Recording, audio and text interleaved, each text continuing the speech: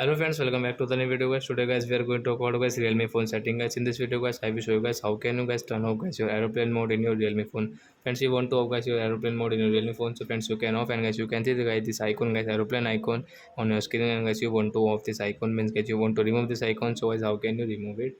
In this video guys I am going to show you friends. So before starting video friends, I want to tell you guys, if you're in my channel, so friends, first of all go and subscribe my channel, click the bell icon and like my video. So and first of all guys we will on guys our phone setting to off this aeroplane mode. So once you can see guys this type of setting, guys you will have to come in guys connection and sharing option, friends tap here. Then guys you can see your aeroplane mode is on, guys you can see right side this icon guys. So guys tap here, then guys your aeroplane mode will off in your Realme phone, and guys you can see this icon has removed on your screen. So like that guys you can off guys your aeroplane mode in your Realme phone. So that's it guys, thanks for watching the video guys. Now we will move on guys next video guys with new topic guys. Before going guys, please go and like my video, subscribe my channel, and friends, do you have any doubt to related to guys your Realme phone settings, so guys you can ask me in comment section. I will check, I will help you. Bye bye friends.